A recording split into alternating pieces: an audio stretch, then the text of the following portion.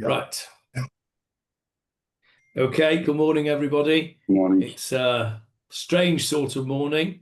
Today is the 5th of November, 760 days after the 7th of October, and we heard overnight that the remains of Itai Chain, Hashem Yikum Damo, has been returned finally.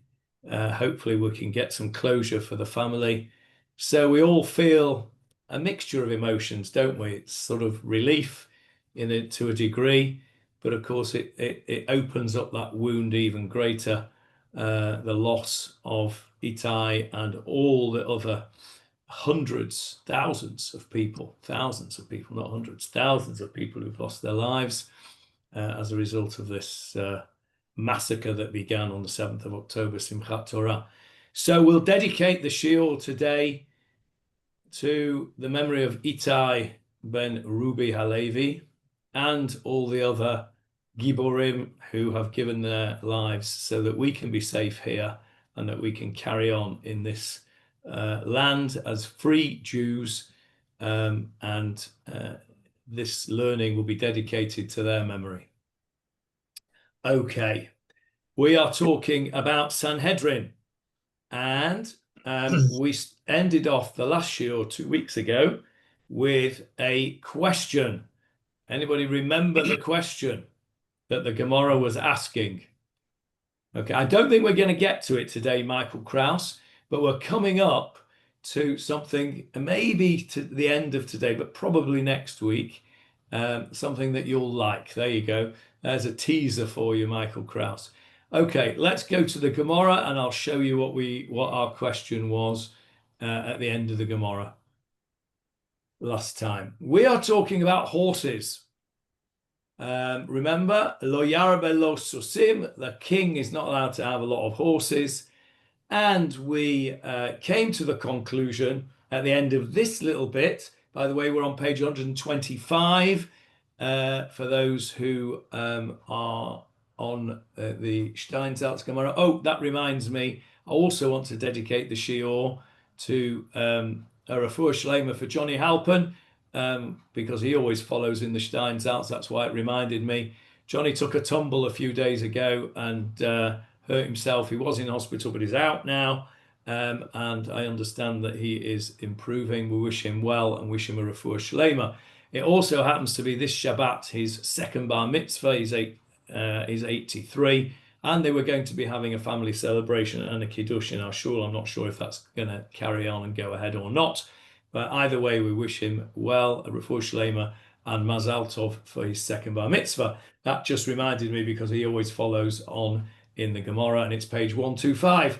It's on the screen for you. Right, so we were talking about horses. The king's not allowed to have a lot of horses. And the Gemarah said that doesn't mean he's not allowed to have a lot of horses for the army. He's not, of course he's allowed to have horses for the army.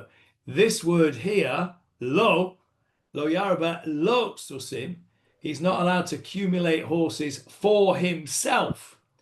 That word there, that little word there, lo, meant that what the Gemarah and in fact what the Torah is talking about in Parashat Shoftim, in Parashat HaMelech, the famous chapter 17 in Dvarim, is that he's not allowed to have a whole load of extra horses for his own glory. Remember, we spoke about the trooping of the colour and all those chaps in the big streimels, etc. He's not allowed to do that. That is not a good thing to do if you're a Jewish king. So that's what we've got to. Then the Gemarah over here, let's just go from the beginning of the Gemarah. This first piece we've just done. Tana Rabbanan, the rabbis taught, lo yarba lo susim. The pasuk says he shall not get a lot of horses for himself. Let's just have a look at the pasuk, by the way. There it is on the screen for you now. Jeffrey, if you would read that verse for us. Only he may not acquire many horses for himself, so that he will not bring the people back to Egypt in order to acquire many horses. For the Lord said to you, you shall not return that way anymore. Okay, that is the pasuk that we're talking about, back to the Gemarah. And so the Gemarah says, Lo yarba lo susim, yachol. I might have thought, afilu kadei merkavto ufarashav. He's not allowed to have horses even for his army. Talmud loma, lo.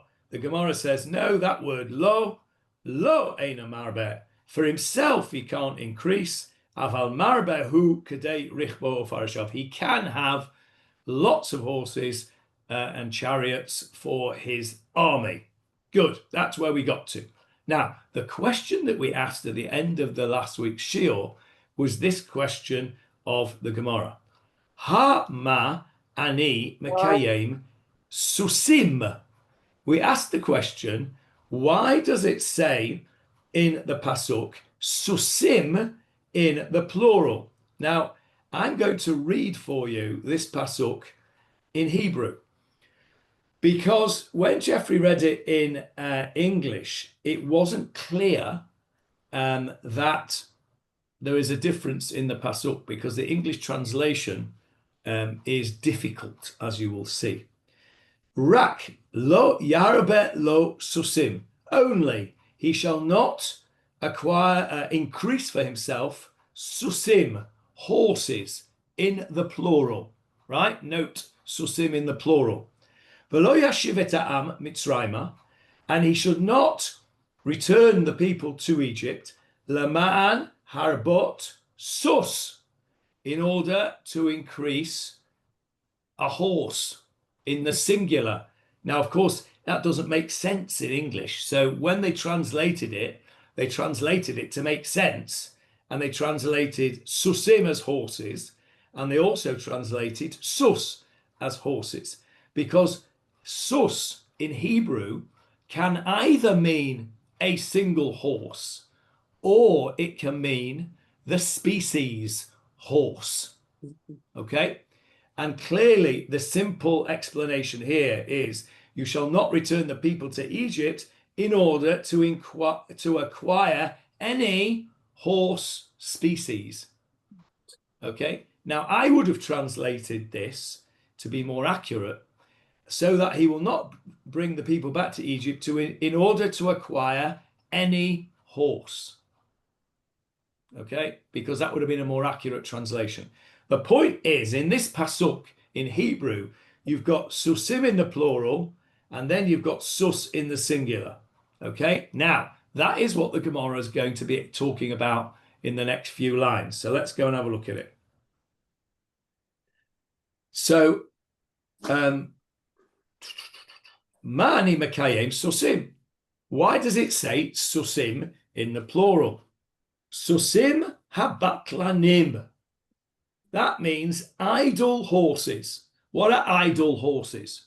Idle, I-D-L-E, as opposed to I-D-O-L. Okay, idle horses, batlanim. But if somebody calls you a batlan, that's not a nice thing to call you. A batlan is somebody who's a time waster. The Mishnah talks about batlanim. The Mishnah says, don't be like the batlanim who sit around playing poker and cards and sheshbesh and stuff like that. They're called batlanim, time wasters. It's not a nice thing. So susim habatlanim means idle horses. What are idle horses? Surplus to requirements. Yeah, ones that are not doing a job. And which are horses that are doing a job? Workhorses. Workhorses. Cart horses, cart horses.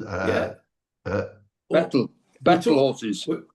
Battle horses. We're talking about a king here. Yeah. So, yeah, horses, army horses. So what is it that you're not allowed to increase? And in susim plural, says the Gemarah, susim habatlanim, the idle layabout, surplus to requirement, non-battle horses. Okay, fine, no problem. Asks the Gemarah, maybe it's only horses, plural, that you're not allowed to have lying about doing nothing. Maybe one you're allowed. Maybe you're allowed one show horse. Maybe you can't have the trooping of the colour with all them loads of them, but maybe you can have one horse with one guy with all his, stuff on. Maybe that's allowed. Says the Gemarah, no.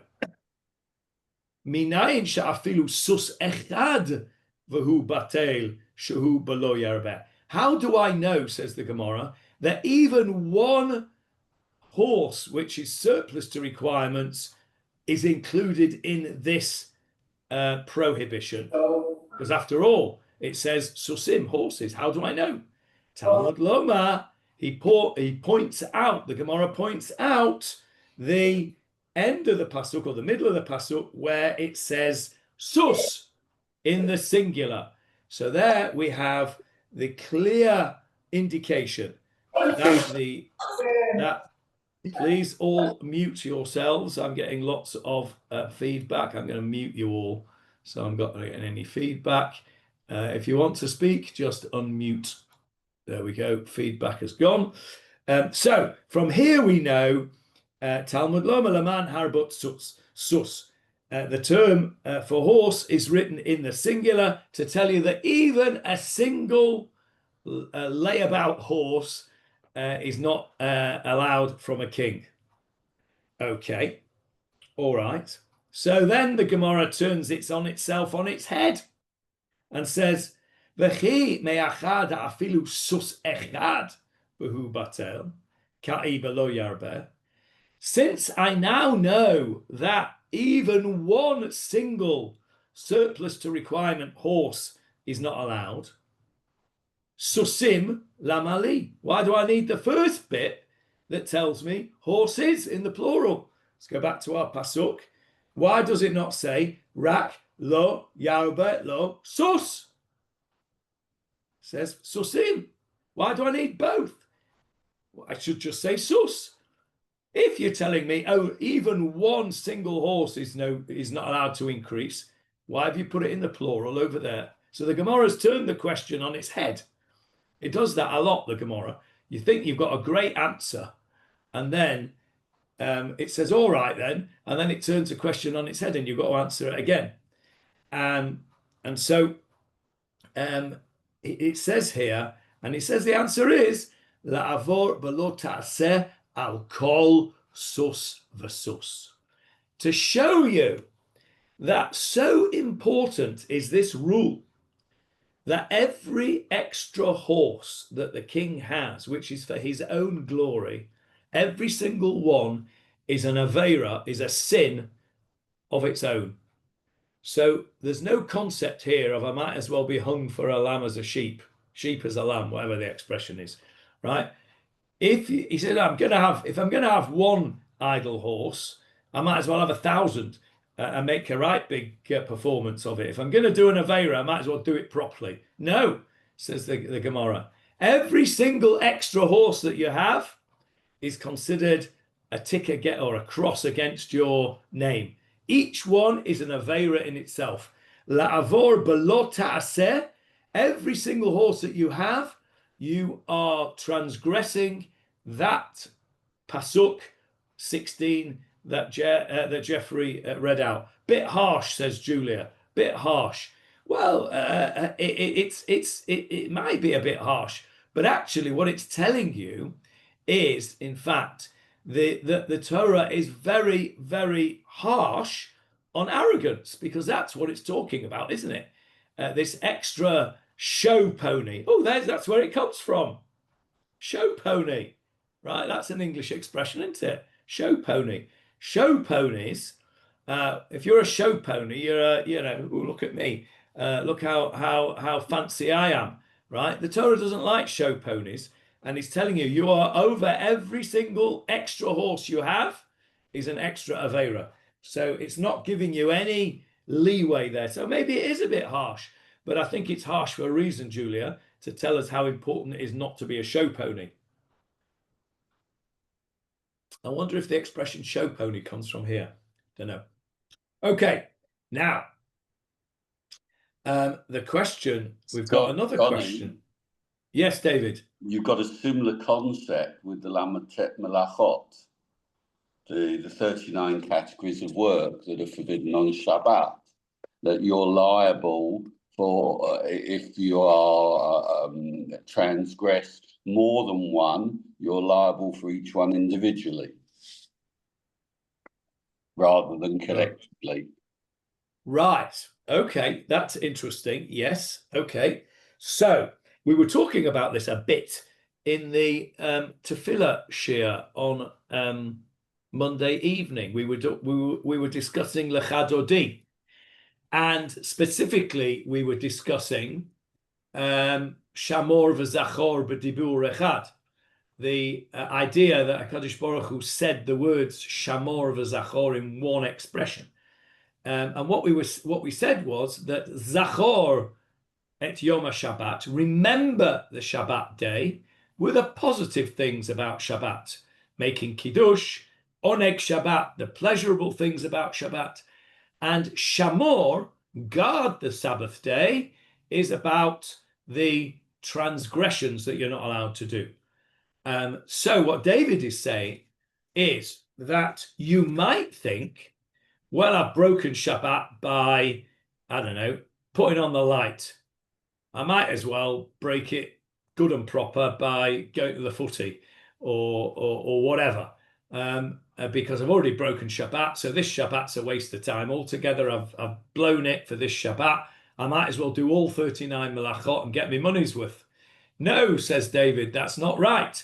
Because every time you do something that you shouldn't, it's an individual avera. I think that's a very good analogy and a good parallel. Thank you for that, David. Good. So every horse counts. Now, the Gemarah is not finished with this yet. It's not happy to leave it alone. It's a bit like a dog with a bone, this subject for the Gemarah, because it's got some more questions. So the Gemarah says like this: Tama de katav rachmana lo. Let's translate those words carefully. The reason that rachmana, what does rachmana mean? What's the root of that word? You'll have to unmute because I've muted you all. Mercy. Mercy. Now, what is the rachmana here referring to?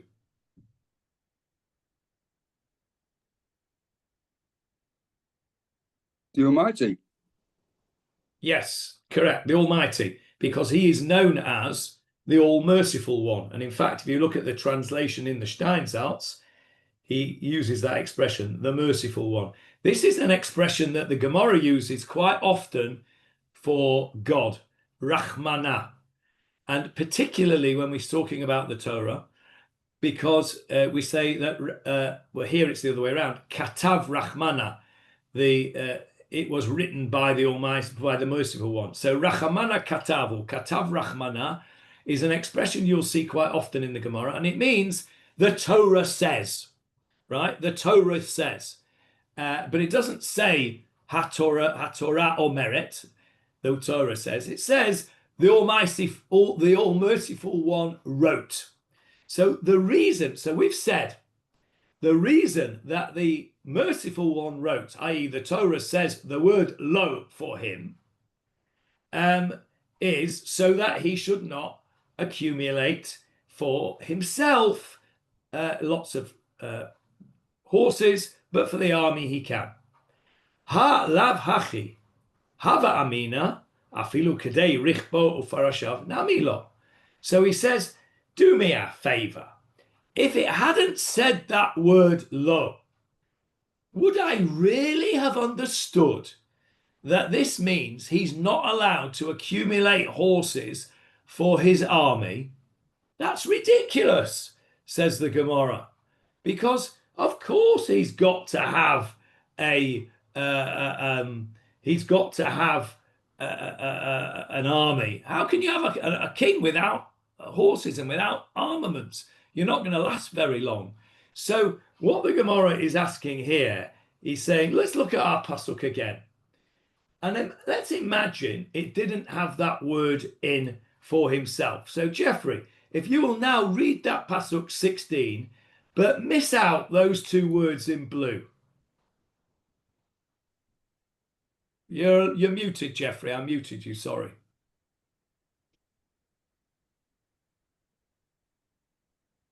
Only he may not acquire many horses, so that he will not bring the people back to Egypt in order to acquire many horses. For the Lord said to you, you shall not return that way any more. Okay, now I don't believe, says the Gemarah, that any of you would say to me, if that was the pasuk without the word lo for himself, that would mean he's not allowed to have horses for his army. That's ridiculous. Of course he's allowed horses for his army. So why do we need this word lo? In other words, the Gemarah is not satisfied with the answer that has been given that it means for himself. Because if that word wasn't there, we would not think that it meant for an army. So this is where you really need help with punctuation. Because if you look in the Vilna Shas, the big boys Gemarah, as I call it, you don't have this little comma. See that little comma there on the screen after the word lo? You don't have that comma. And so you could read it, lo tzricha. If I said to you, lo tzricha, what does that mean? Not necessary. It is not necessary. What if I put a comma in there? What does it mean, Julia? No, it is necessary. Absolutely correct. So that little comma there that I've highlighted changes the meaning completely. Now, when you're learning Gemarah in a big boys Gemarah, I haven't got a picture of it to show you. I mean, I've got one in front of me. I'm using the art scroll. You probably can't see I'm using the art scroll. I suppose I could put this in front of the camera and show it to you where my finger is, but you might not be able to see it so well. It's over there. Let me just see if I can do that.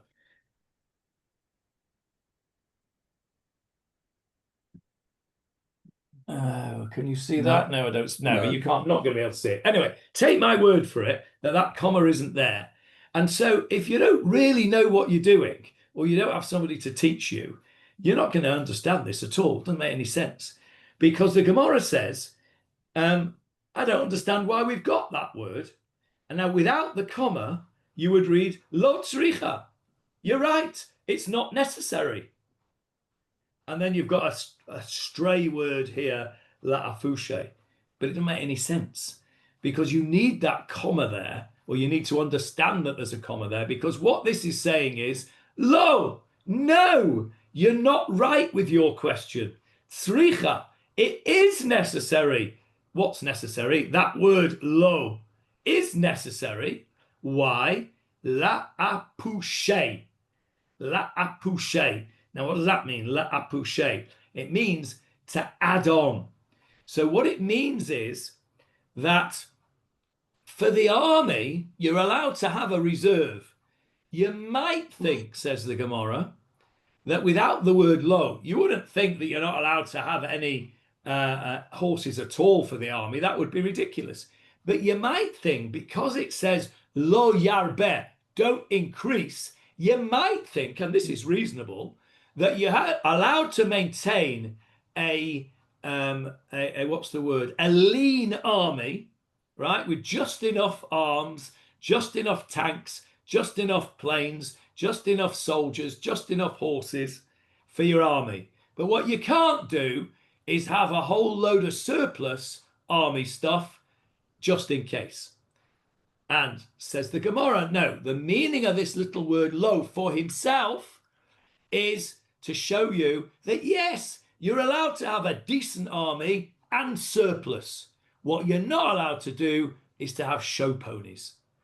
And so now, okay, the Gemarah's happy now. It just had that little question mark about the explanation because it was worried that we hadn't really fully explained it. So at the end of this little section here, because in a minute we're going to go on to the silver and gold, we've now got it clear what our pasuk means. Right. So I'm going to read this pasuk for you now with the Gemarah's interpretation. So we're going to read the Torah now with the knowledge of the Gemarah. And this is how when you read the Torah, you're meant to understand it. Now, of course, those poor folk who are sad folk who don't join our Gemarah shir, when they come to this pasuk, they're going to miss out, aren't they? Because they don't know that what this pasuk is meant to say is like this. You shall set a king, on verse 15, you shall set a king over you, one whom Hashem your God chooses from among your brothers. And the Gemara has told us that that means it's got to be a Jew. You shall set a king over yourself. You shall not appoint a foreigner over yourself, one who is not your brother. And the Gemara also tells us it has to be a man. Only he is not allowed to acquire many horses for himself. He's not allowed to be a big knacker and a show pony. However, he is allowed to have a decent army with a reserve. So Miluim is absolutely fine. You're allowed to have horses in reserve. You're allowed to have troops in reserve. You're allowed to have armaments in reserve. However, you cannot bring the people back to Egypt in order to acquire many horses. Don't go. This is Gemarah Lieberman here. This is not in the Gemarah. Don't go acquiring your armaments from places where you shouldn't be going to acquire your armaments. In other words, don't sully yourself by buying dirty arms from dirty places, because Hashem has said, don't go back that way anymore. Don't go back to Egypt. Don't go and be like the Egyptians. You've left Egypt. You've left that kind of philosophy, that kind of society. You have to be a better society than them. I just made that last bit up. But one sec, Sharon. But I've just made that last bit up, but I think it fits. First of all, Avril, and then Sharon. Yes, Avril. I'm perplexed because when I read the 16, it seems to emphasize the fact that it's to prevent them going back to Egypt. If you said that they can increase the horses for army purposes, does that also mean they can't get them from Egypt? Yeah, we spoke about this a few weeks ago. I wasn't here. Sorry, I apologize. No. It needs to be answered because it's important. And so what we said was that, and I think we sort of touched on it very briefly at the end of last week as well. What it means is that if you can get your armaments, i.e. your horses, from somewhere else, i.e. Saudi Arabia or Ireland. Well, I'm not so sure about Ireland. I'm not so keen on them. But that's where they breed horses anyway. If you can get your horses from anywhere else other than Egypt, yes, you can. However, and we did mention this last week. I remember now because I remember what I said. If it's a question of you can only get your horses for the army from Egypt, well, then you can do it. Why? Because it's pikuach nefesh. You need an army to protect yourself.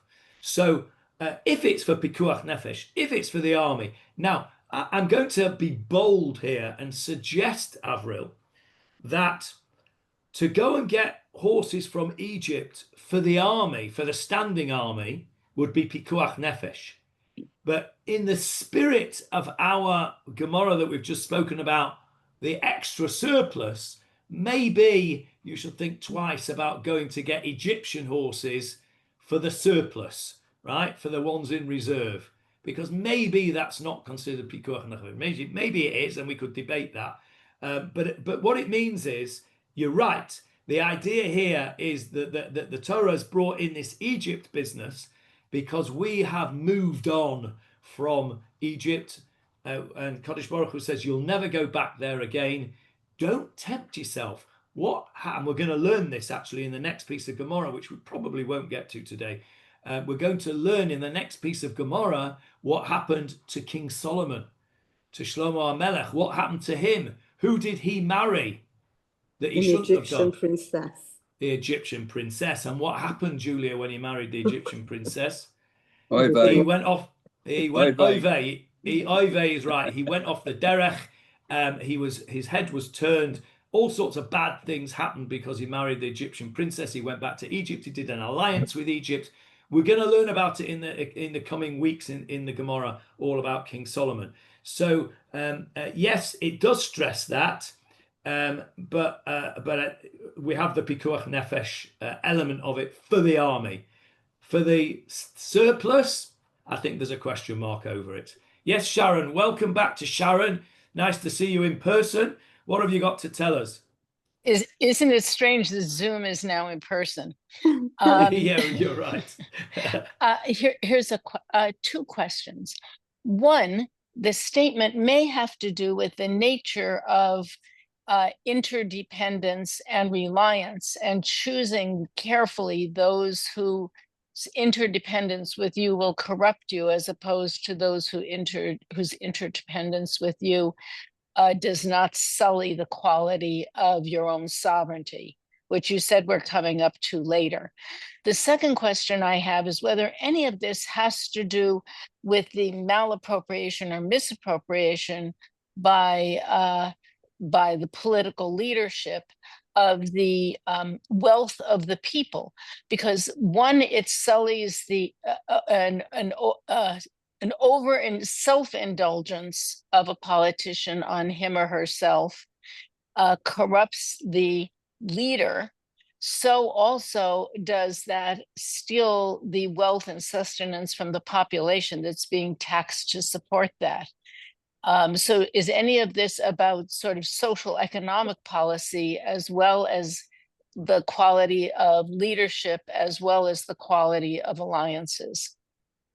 Okay, the first part of your question about the being sullied by the political alliances, I think we've just answered, but you put it absolutely beautifully. And the second part about misappropriation of the people's wealth and tax, I'm assuming that you haven't read on in the Gemarah. What I would then suggest, Sharon, is that in a previous Gilgul, a previous incarnation of your soul, you must have learnt this Gemarah, because that is exactly the next piece of Gemarah that we're going to come to, is about the wealth that the king is not allowed to increase for himself. And many of the explanations are indeed to do with super taxation, misappropriation of the people's wealth, exactly as you have said. And that is the next piece of Gemarah that we're going to get onto right away. Yes, Jackie. Does this apply only to kings? Because I'm thinking to myself, in the Purim story, a great play is made on the fact that Mordechai rode on a show horse. Ooh, that's a good question. No, he rode on the king's horse. That is true. It still was a show horse, that's for sure. Yeah, but the king's allowed a horse for the army. Anyway, the king wasn't Jewish. But Mordechai shouldn't be riding on it. No, I think it's a fair question. Let's just analyze the question and see if it's a fair question. At first glance, it seems to me to be a fair question.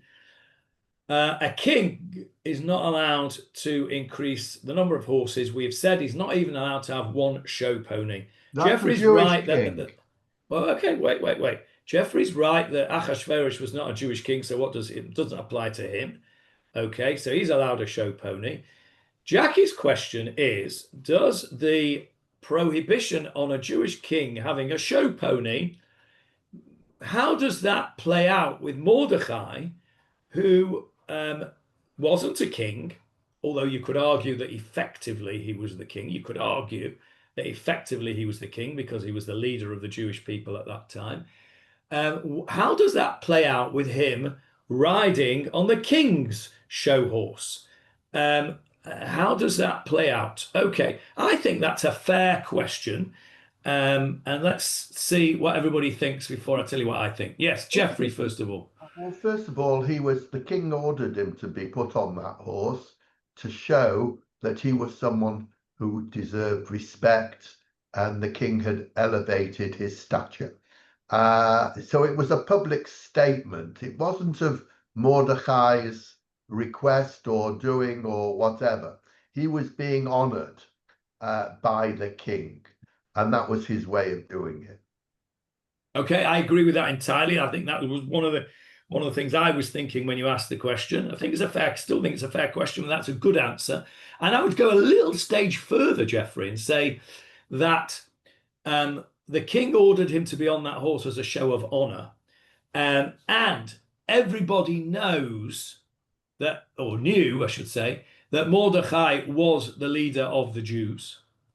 And therefore, if Mordechai is being honored by the king, the corollary is that that is what we call a Kiddush Hashem. The Jews are being honored in the same way as whenever we feel pride when a Jewish person wins a Nobel Prize or gets a knighthood, or we get some kind of recognition. We as Jewish people feel pride. We feel the opposite when some Jewish person is put to shame. We feel shamed, and that's called a Chilul Hashem. But when a Jewish person, and particularly a Jewish leader, we all felt pride, didn't we, when we saw Lord Sachs being invested in the House of Lords. We thought, wow, that reflects so beautifully on the Jewish people. That is a Kiddush Hashem. So I agree with Jeffrey. Number one, Mordechai never asked for it. It wasn't his instigation. The king instigated it. And secondly, it was a massive Kiddush Hashem. So I think the question's a good question, and I think the answer's a good answer. Anybody else want to add to Jeffrey's answer? Michael Kraus first. One second. I wrote Michael Kraus first. Achashverosh probably would have put him to death if he hadn't ridden the horse, because it'd been an insult to the monarch. Correct. It would have been absolutely would have been an insult. You're right. I agree with that as well. Yes, Avril. I was just going to say he didn't acquire the horse. That's right. He didn't acquire the horse. It wasn't his horse. It was the king's horse. Prohibitions acquiring it. So technically, you're right. I think the question was more, a philosophical question, really. Should he have ridden on it? How does it play out with him riding on it? You're absolutely right, all of you. Technically, he didn't own the horse. It wasn't his. He hasn't done anything wrong. But I think it was a fair question. I like the question, and I like all the answers. Anybody else? I'd like to know what Jackie thinks, actually, having heard the answers, because having heard the answers, I'm sort of more inclined to support Jackie, because I think that if Mordechai had said no, I agree. Yeah. I think he should have made a stand and said, I am the leader of the Jewish people. I'm sorry, we're not allowed to do this sort of thing. Oh, okay. That would have been okay. I mean, I can see where you're coming from, but personally, I don't agree. Personally, I think that it was an opportunity for a Kiddush Hashem, which it was. Everyone can see that the Jews being honored by the king. But he's breaking a Jewish law by doing it. No, he's not. No, he's not. Avril has clearly told us that it's only a king, and it wasn't his horse anyway. So he's not a king, and it wasn't his horse. So he hasn't broken the law. So yeah, I think technically he hasn't. Can I say something? As the Sharon. The only person here from a non-monarchical society, it seems to me as though that this is really beside our Gemarah issue. If you think about it, the horse of the king is his social media. I mean, that's what he was doing, and he was telling the people that you have permission to kill the Jews, but you don't anymore, and that a horse has a very different meaning in the context of advertising the king's decision and his trouble with Haman than we do with the king's getting involved in going racing Formula One cars and taking a lot of the wealth from the public. I see it as a very different issue. Also, part of what the king may have, let me just finish. The king in the Purim story may have been doing that in part because, if you recall, he had a huge empire and lots of other people like the Jews who were particularist in their own tribal or communal way. And he may have been saying, I am not for the kind of thing that Haman was suggesting, which is that we slaughter our vassal states in order to acquire their wealth. And therefore, everybody sit easy and don't worry, it's not going to happen to you. It's to me, it's an inapposite story. That's just my point of view. But now that I'm back, I've said too much already. One second, David. Let me just see if I can clarify with Sharon what you're saying.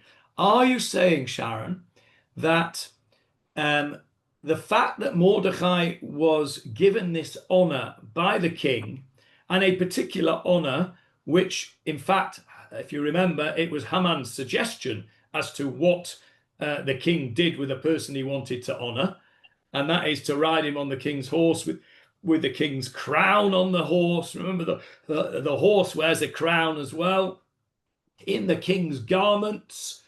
Are you saying that the fact that Mordechai had that honor was a subliminal message to the subjects of Ahasuerus to deal kindly with the Jews, and not to and in some way to mitigate that which had already been sent out, which was the edict that you could kill the Jews with impunity? Is that what you're suggesting, Sharon?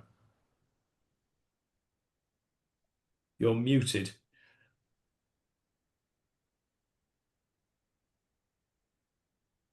Sharon, we can't hear you. If you're speaking, we can't hear you. We can't see you. Okay, I don't know. I'm assuming that that's what... Here we go. I'm sorry. Right. I'm listening on my telephone and I couldn't get to the unmute button. I was actually suggesting something more. I was suggesting that that's the equivalent of the king putting on his Instagram account all that message about not killing the Jews, since he couldn't undo an edict. If you recall, this was the closest thing that he could come to in order to go back on his edict. And they didn't have pardon then, it seems. But also, secondly, I was suggesting that there are many other subject peoples in the Persian Empire, and that this may have been a way of appeasing them and keeping peace, Pax Romana or Pax Persia among all of the people who were his vassals, saying, this guy almost got away from us, but he didn't, and you guys are safe, as well as the Jews. And we want to continue having our empire as a happy empire. And as we know that the Persians ultimately had a very different policy from the Babylonians about allowing native peoples to continue so long as they paid taxes and were part of the empire.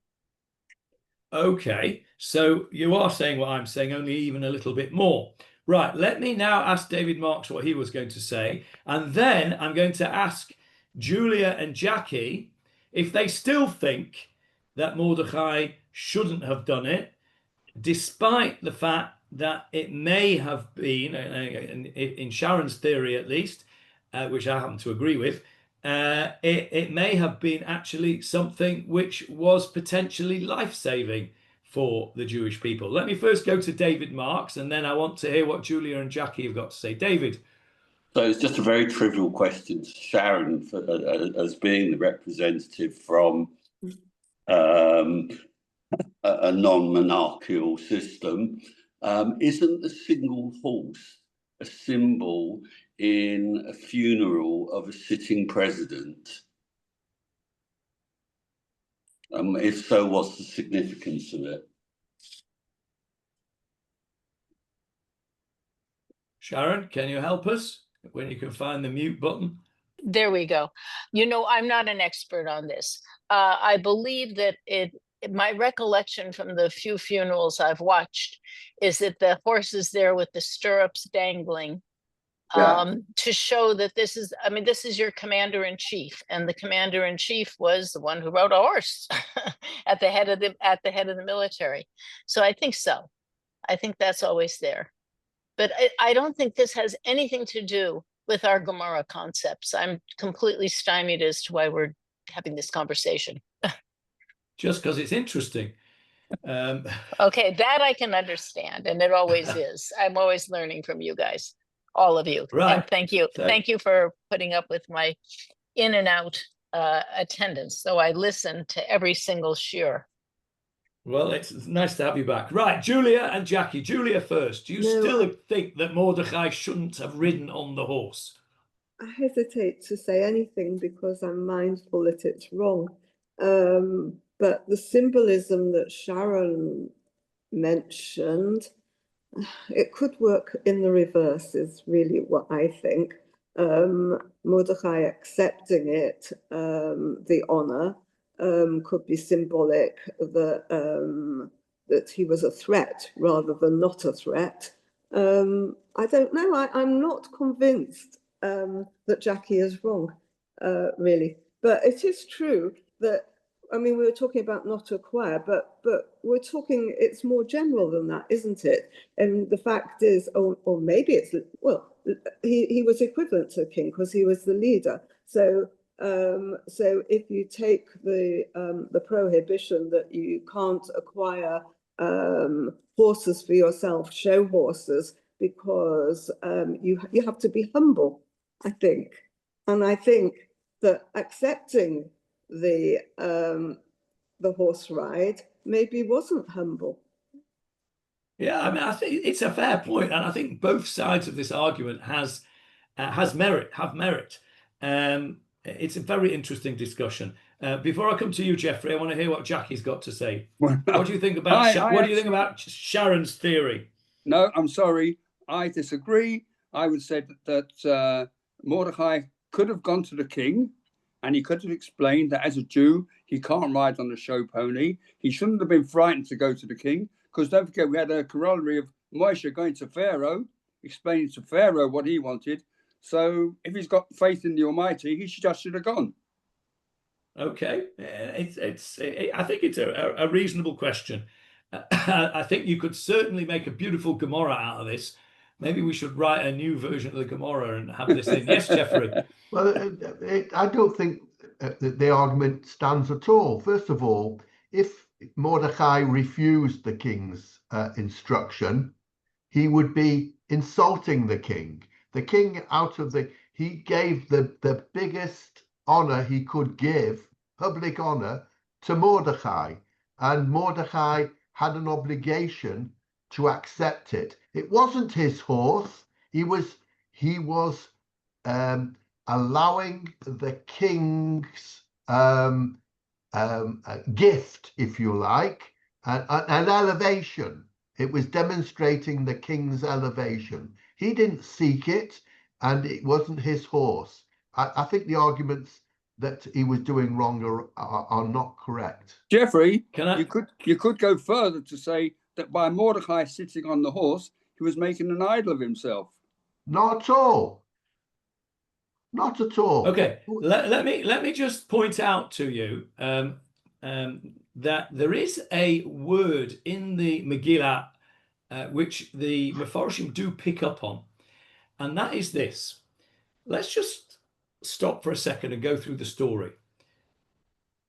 Mordechai saves the king's life. It gets recorded in the Book of Chronicles. One night, Balayla Hahu Nadada Shnata Melech, the king can't sleep.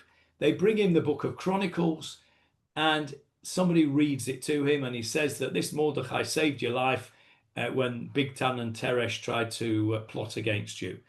And he says, what reward did he get? Nothing. Okay? And just at that moment, Haman is arriving in the middle of the night because he got ADHD and he can't wait to ask the king to hang Mordechai the next morning. And so he comes in, and the king said, weirdly, the king doesn't say, what are you doing in my courtyard in the middle of the night?